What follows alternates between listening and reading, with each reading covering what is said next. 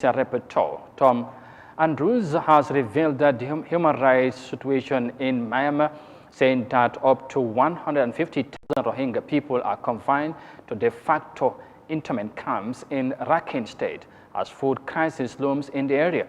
Now, the Rohingya people in Rakhine State were forced to flee to Bangladesh in 2017 after military repression and violence against them in what has been described as genocide. Moses Imendi has the details in this report.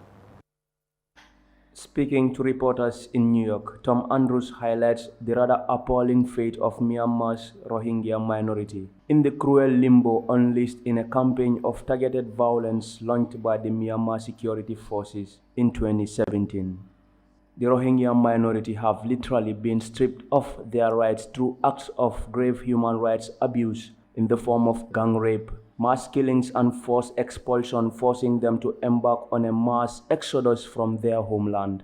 Despite international condemnations, the Myanmar government has persistently denied any wrongdoing.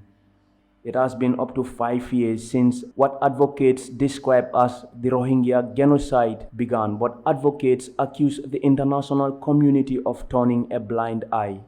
In his latest update, the special rapporteur said more than 100,000 of the Rohingya people are in internment camps in Rakhine State.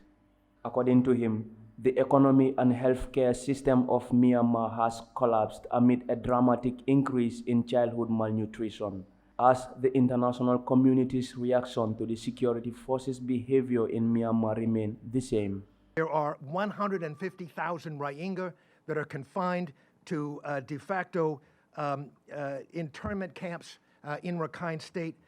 Right now, there is a looming food crisis. The economy has collapsed, the healthcare system has collapsed, and there's a dramatic increase in childhood malnutrition. The incomprehensible is the reaction of the people of Myanmar to the fact that the pattern of the response of the international community to this horror has not changed. Advocating for human rights is in the heart of the United Nations business, with a universal declaration of human rights being the benchmark for actions of every nation. Rights abuse is often met with backlash, but to Special Rapporteur Andrew, such has not been the case in Myanmar, while noting that the international community has failed to pile up pressure on Myanmar.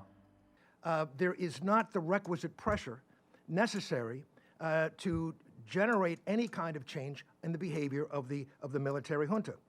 For the pattern of the horror to change, the pattern of the international response has to change, and it is incomprehensible to the people of Myanmar why that change is not happening. And as the horror continues inside of Myanmar, the pressure of people literally crossing the border, running for their lives, increases exponentially. I've been in the region, I've talked to many who risked everything to get themselves and their families out. No one who has left that country running for their lives should be sent back into danger.